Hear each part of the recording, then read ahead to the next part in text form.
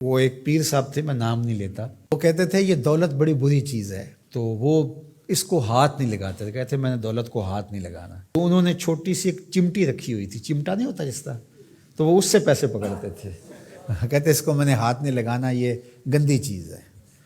حالانکہ اس کی گندگی تو اس کا لالچ ہے، اور وہ تو صاحب تمہارے سینے کے اندر موجود ہے، چاہے چمٹے سے پکڑو چاہے ہاتھ سے پکڑو، بات تو ایک ہی ہے۔ لیکن اس پر بھی لوگ کہتے ہیں سبحان اللہ، وہ اس پر بھی خوش ہوتے ہیں کہ ہمارے پیر صاحب جو ہیں وہ دولت کو ہاتھ نہیں لگا رہے۔ تو یہاں تو لوگوں کا جب یہ ذہنی لیول ہوگا تو پھر ظاہر ہے یہ ڈرامے چلتے رہیں گے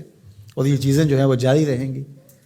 تو اللہ کی حلال کردہ چیزیں، ہم ایک دفعہ ایک تقریب میں گئے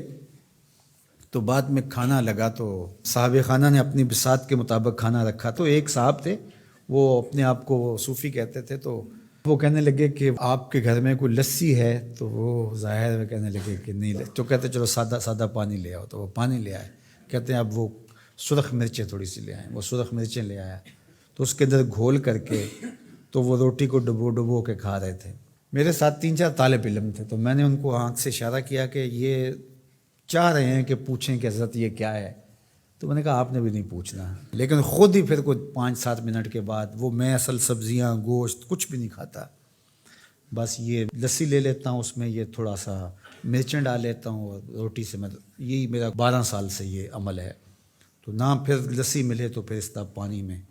تو وہ اس کے بعد وہ میرے تاثر لینا چاہ رہا تھا۔ میں نے کہا کہ میں تو اللہ کی ہر حلال شے کھا لیتا ہوں، میرے اللہ نے جو حلال کیا میں سب کھا لیتا ہوں، ان کی تو وہیں ہوا نکل گئی۔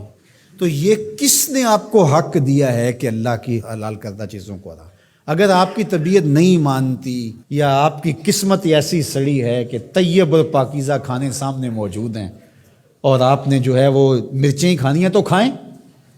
آپ اس کو تصوف سمجھتے ہوں گے، ہم اس کو آپ کے لیے اللہ کی طرف سے سزا سمجھتے ہیں۔ تو یہ خود ساختہ چیزیں ہیں، تو اللہ نے کیا فرمایا؟ اے ایمان والو، جو حلال اور طیب چیزیں ہیں، جو اللہ نے تمہارے لیے حلال کی ہیں، جو اللہ نے تمہارے لیے پاکیزہ چیزیں پیدا کی ہیں، ان کو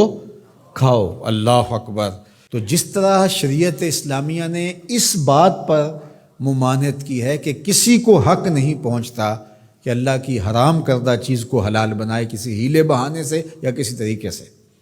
اسی طرح کسی حلال کو بھی حرام بنانے کا کسی کو حق نہیں ہے کہ جس چیز کو اللہ نے حلال رکھا ہوا ہے، پاکیزہ بنایا ہوا ہے، اس کو اپنے اوپر حرام کر دے۔ یہ شیطان کی پیروی ہے کہ خود کہنا کہ میں اس کو اپنے اوپر حرام کر لیا۔ تم کون ہوتے ہو اپنے اوپر حرام کرنے والے، جب تمہارے خالق نے تمہارے اوپر حرام نہیں کیا ہے؟ ہاں، اگر کسی چیز کی طرف مزاج کسی کا نہیں ملتا، اور وہ بہت ساری سبزیاں ہیں، بعض اوقات ماں کو شام کو مسئلہ ہوتا ہے کھانا پکائیں تو میرا یہ بچہ یہ چیز نہیں کھاتا شوق سے، اور فلاں بچہ یہ نہیں کھاتا، تو وہ ایک الگ چیز ہے، وہ